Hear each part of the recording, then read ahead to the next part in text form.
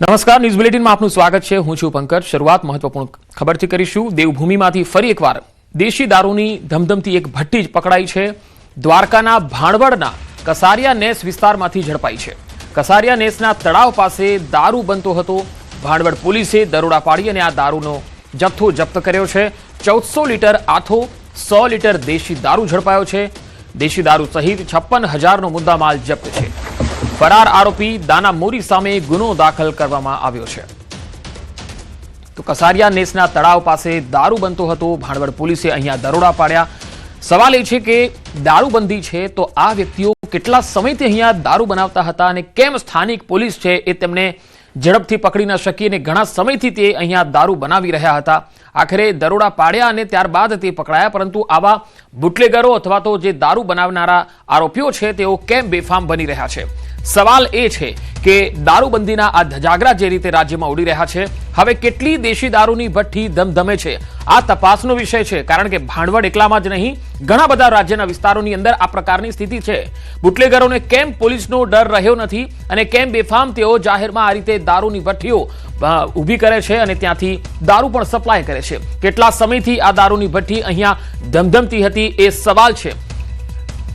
સ્થાનિક લોકોને પણ ખબર હોય છે, ત્યારે આવા પ્રકારના લોકો ઘણા સમયથી કાં તો રહેમ નજર હેઠળ જ આ પ્રકારની ભઠ્ઠી છે એ ચલાવતા હોય છે, એવું પણ ઘણી વખત આપણે જોયું છે। ત્યારે બુટલેગરોને પોલીસનો કે કાયદાનો કોઈ ખોફ રહ્યો નથી।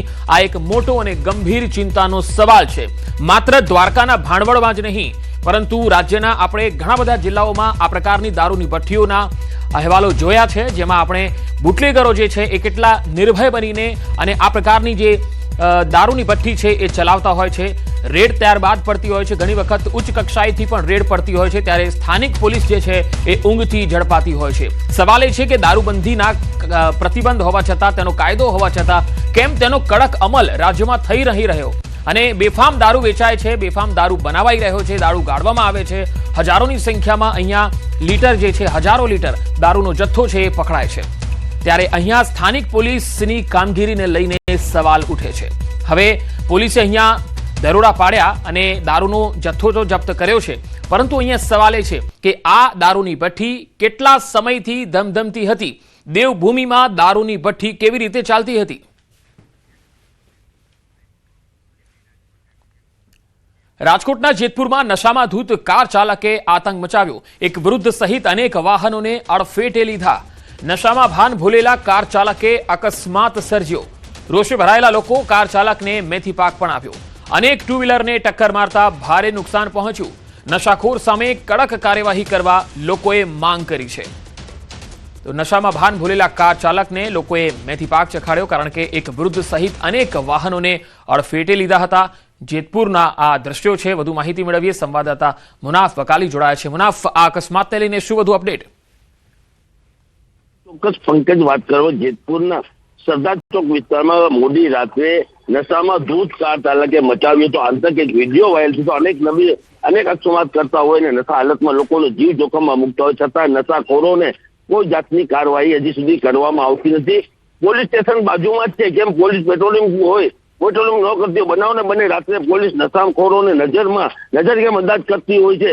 પોલીસ કેમ કાર્યવાહી નથી કરતી? આ કેટલાક વાહનોને ટક્કર મારતા આ નશાખોરને લોકોએ મેથી પાક તો ચકાયો, પણ આ ધમધમતા એરિયામાં આવા બનાવો અનેક બનતા હોય છે, છતાં પોલીસ દ્વારા કોઈ જાતની કાર્યવાહી કરવામાં આવતી નથી।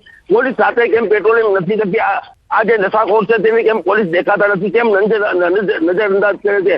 આ નશાખોરને તાત્કાલિક જોડે આની કાર્યવાહી કરવી પડે, લોકોની એવી માંગ છે। પંકજ જી મુનાફ, આભાર સમગ્ર માહિતી આપવા માટે। તો અનેક ટુ વ્હીલરને ટક્કર મારી હતી અને જે કારનો ચાલક હતો એ નશામાં હતો, ભાન ભૂલી ગયો હતો, અનેક વાહનોને ટક્કર મારી દારૂબંધીના ધજાગરા ઉડાવતી હવે રાજ્યની આ 3 તસવીરો આપને બતાવીએ। પહેલી તસવીરમાં તમે ભાણવડની જોઈ રહ્યા છો, જ્યાં દારૂ બનાવાતો હતો, દારૂની ભઠ્ઠી અહીંયા ચાલતી હતી અને અહીંયા મોટી માત્રામાં દારૂનો જથ્થો પકડાયો છે। બીજી તસવીરમાં દારૂના નશામાં એક કાર ચાલકે અનેક ટુ વ્હીલરોને નિશાન બનાવ્યા, એક વૃદ્ધને પણ નિશાન બનાવ્યો। અને ત્રીજી તસવીર છે ગીર સોમનાથના ઉનાની, જ્યાં દારૂની મિની ફેક્ટરી પકડાઈ। સનખડા ગામમાં એસએમસીની ટીમે દરોડા પાડ્યા હતા અને દેશી દારૂ ભરેલા કેરબા, ગોળના ડબ્બા મળી આવ્યા હતા। 35 બાઇક સહિતનો મુદ્દામાલ પણ જપ્ત કરાયો। સવાલ એ છે કે દારૂબંધી છે રાજ્યની અંદર અને છતાં પણ દારૂ પકડાય છે, નશામાં લોકો બેફામ ફરી રહ્યા છે, વાહનો પણ હંકારી રહ્યા છે, દારૂની ફેક્ટરીઓ પકડાય છે. આ ખરેખર કાયદો છે કે નહીં એ જ મોટો સવાલ છે. કારણ કે નશાખોરો જે છે એ વધારે ક્રાઇમ કરતા હોય છે, દારૂ પીને વધારે ક્રાઇમ થતો હોય છે. નશા કરીને જ તમે જુઓ છો કે જે વચ્ચેની જે તસવીર જેતપુરની છે, જેમાં એક કાર ચાલક દારૂ પીને જ્યારે કાર ચલાવતો હતો એટલા માટે આ અકસ્માત થયો. 8 જેટલા વાહનોને તેણે ટક્કર મારી. જો તે નશામાં ન હોત તો આ 8 લોકોનો જીવ બચ્યો હોત અથવા તો તે ઈજાગ્રસ્ત ન થયા હોત. પરંતુ આ પ્રકારની ઘટનાઓ બને છે કેમ? કારણ કે નશો બેફામ રાજ્યની અંદર વેચાઈ રહ્યો છે, દારૂ બેફામ રાજ્યમાં વેચાઈ રહ્યો છે અને નશાખોરો પણ એટલા રેઢિયાર અને બેફામ થઈ ગયા છે કે કોઈ પણ ભોગે પોતાનો રસ્તો એટલે કે દારૂ પીવાની જે વ્યવસ્થા છે એ શોધી જ લેતા હોય છે.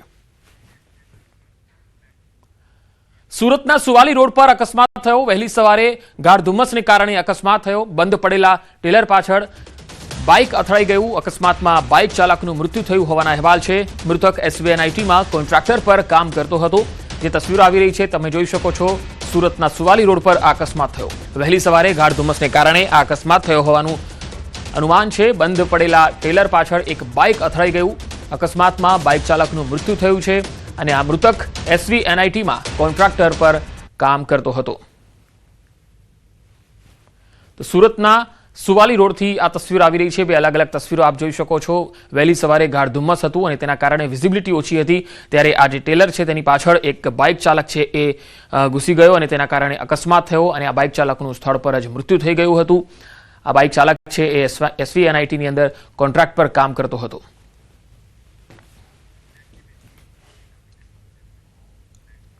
આ તરફ સુરતના માંડવીમાં તાપીમાં છોડાયું કેમિકલ. જી હા, રિવરફ્રન્ટ નજીક નદીમાં જોવા મળ્યું વાદળી પાણી. સ્થાનિકોએ વિડીયો બનાવીને વાયરલ કર્યો. નદીમાં વાદળી પાણી ક્યાંથી આવ્યું? આ એક મોટો સવાલ છે.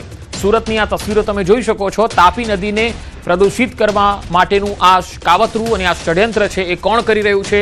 કયા એકમો એવા છે કે જે આ પ્રકારનું પ્રદૂષિત અને કેમિકલયુક્ત પાણી છોડી રહ્યા છે? રિવરફ્રન્ટ નજીક નદીમાં જોવા મળ્યું છે વાદળી પાણી. સ્થાનિકોએ તેનો વિડીયો બનાવી લીધો, વાયરલ કર્યો છે. હવે નદીમાં આ કેમિકલવાળું વાદળી પાણી ક્યાંથી આવ્યું? આ સવાલ છે. આવું પાણી છોડવાના કારણે નદીનું પાણી છે એ પણ દૂષિત થાય છે અને નદીને દૂષિત કરવા માટે જે પણ કાવતરાખોરો છે તેને બેનકાબ કરવા જરૂરી છે. વધુ માહિતી મેળવીએ. સંવાદદાતા કેતન મારી સાથે જોડાયા છે.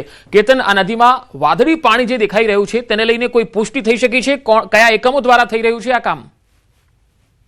ચોક્કસથી વાત કરું. સુરત જિલ્લાના માંડવી ખાતે જે રિવરફ્રન્ટ આવ્યો છે, રિવરફ્રન્ટની અંદર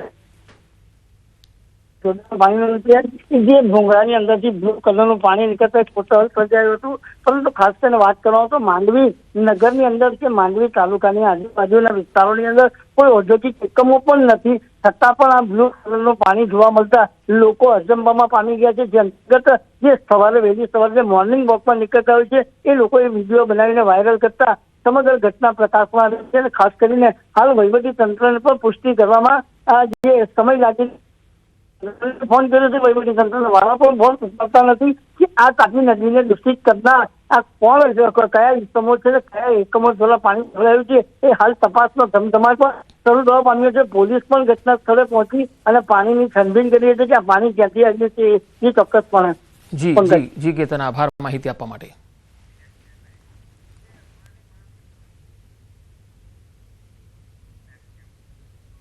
સુરતમાં ડિંડોલીમાં પાણી માફિયાઓ સામે રોષ જોવા મળ્યો છે. પાણીના ટેન્કરના કારણે થઈ રહ્યા છે અકસ્માત. ગેરકાયદેસર પાણીના ટેન્કરો અહીંયા ચાલતા હોવાનો આરોપ છે. માનસી રેસિડેન્સીના સ્થાનિકોએ હલ્લાબોલ મચાવ્યો છે. તંત્ર કાર્યવાહી ન કરતું હોવાનો પણ આરોપ લગાવ્યો છે.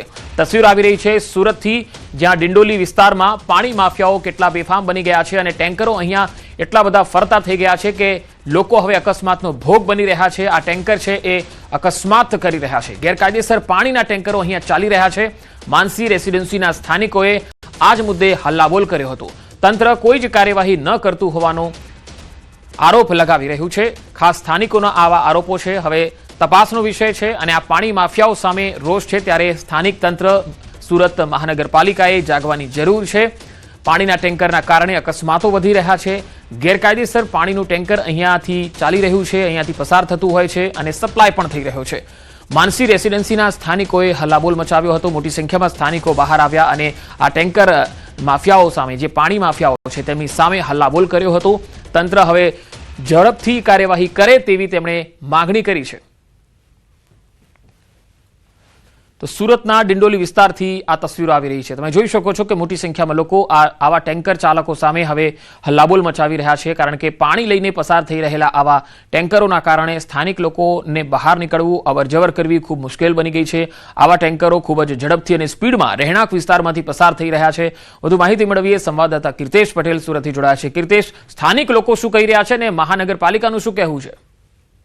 બિલકુલ, ડિંડોલી વિસ્તારની આ ઘટના છે જ્યાં પાણી માફિયાઓનું રાજ છે. રહેઠાણ વિસ્તારમાં 20 જેટલા પાણીના ટેન્કર ગેરકાયદેસર રીતે લાવવામાં આવે છે, તેને ભરવામાં આવે છે અને તેને અલગ અલગ વિસ્તારોમાં મોકલવામાં આવે છે. એટલે કે રેસિડેન્ટ વિસ્તારનું પાણી માફિયાઓ જે રીતે લોકોને વેચી રહ્યા છે. મહાનગરપાલિકાનું તો નુકસાન છે, પણ જે રીતે રેસિડેન્ટ વિસ્તારમાં ટેન્કરો પાણી ભરવા આવે છે, જેને લઈને માનસી રેસિડેન્સીના લોકો હેરાન થઈ રહ્યા છે, જેને લઈને લોકોએ કહી શકાય વિરોધ નોંધાવ્યો છે. તંત્રને આ બાબતે અનેક વખત રજૂઆત કરવામાં આવી છે, પણ પાણી માફિયા જાણે સ્થાનિક લોકો હોય કે તંત્ર કોઈને સામે થતા હોય તેમનો વિરોધ કરી રહ્યા છે અને કહી શકાય કે પોતે જે કરી રહ્યા છે તે કામથી અટકવા માંગતા નથી, જેને લઈને હવે લોકોમાં આક્રોશ જોવા મળી રહ્યો છે.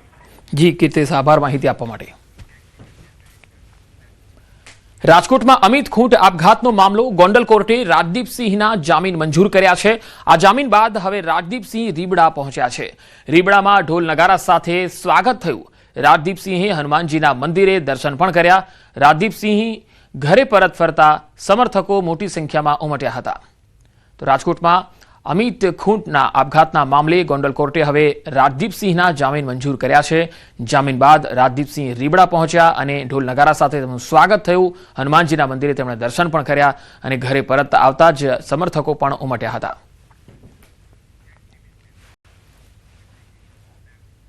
અમદાવાદમાં સ્ટેટ મોનિટરિંગ સેલ દ્વારા છેલ્લા 16 વર્ષથી ફરાર ઉત્તર પ્રદેશના આરોપી અબુ બકરની ધરપકડ કરાઈ છે. આ આરોપી ખેડા જિલ્લામાં ધાડ જેવા ગંભીર ગુનાઓને અંજામ આપીને ફરાર થઈ ગયો હતો, જેના પર પોલીસ દ્વારા 10,000 રૂપિયાનું ઇનામ પણ જાહેર કરાયું હતું. એસએમસીએ આરોપીને પકડી પાડ્યો છે. આરોપી ધાડ જેવા ગંભીર ગુનામાં ફરાર હતો, છેલ્લા 16 વર્ષથી ફરાર હતો. ઉત્તર પ્રદેશનો આરોપી અબુ બકરની આખરે એસએમસીએ ધરપકડ કરી લીધી છે. આરોપી ખેડા જિલ્લામાં ધાડ જેવા અનેક ગુનાઓને અંજામ આપી ફરાર હતો.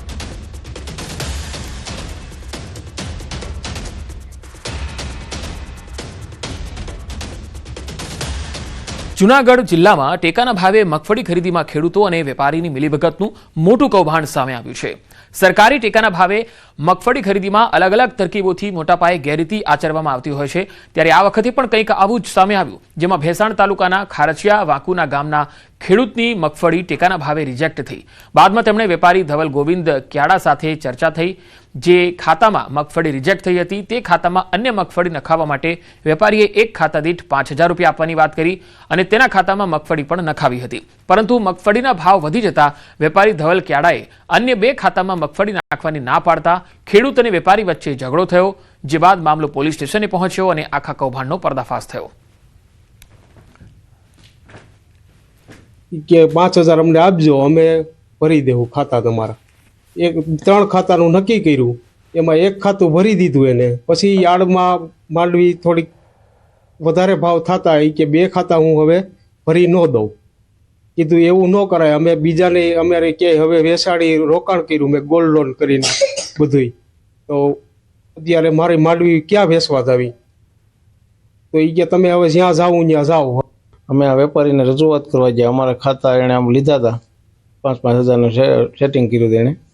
એટલે અમે એને રજૂઆત કરવા ગયા કે ભાઈ અમારે 2 ખાતા લીધા, હજી ખાતો આ લેવાની વાત છે તું લઈ લે. એટલે એને ના પાડી ને તું કરી ને અમારી ઉપર એને ખોટી ફરિયાદી કરી દીધી. તો આ ગેરરીતિમાં વેપારીઓ ખેડૂતને લાલચ આપી તેમના નામે પોતાની નબળી મગફળી સરકારને પધરાવી દેતા હતા. પોલીસ ફરિયાદમાં ઉલ્લેખ છે કે ટેકાના ભાવે ખરીદીના વિવાદમાં આ બબાલ થઈ. સ્થાનિક અગ્રણીઓ અને સરપંચના આરોપ મુજબ અંદાજે 3,000 જેટલા ખેડૂતોના નામે વેપારીઓએ પોતાની મગફળી સરકારમાં જમા કરાવી દીધીની આશંકા છે. આ સમગ્ર મામલો વિચકતા સરકારી તંત્ર અને મંડળીઓની કામગીરી શંકાના દાયરામાં આવી ગઈ. એ જમીન પલ્લેલી માંડવી એ લોકો પાસે લઈ ગયા. એ કે હું તમને સેટિંગ કરાવી દઈશ ટેકાના ભાવે, અમારી પાસે આવડે છે, અમે ટેકાના ભાવે સેટિંગ કરી. અને આવા ઘણા ખેડૂતો અમને હવે ખ્યાલ આવ્યો કે આવા સેટિંગ હાલે છે, જ્યાં જ્યાં તોલ થાય છે ટેકાના ભાવે ત્યાં બધે સેટિંગ આવું હાલે છે.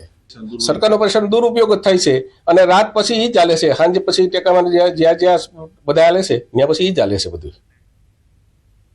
રાજ્યના વધુ સમાચારો પર નજર કરીશું. હાલ રોકાઈશું એક વિરામ માટે.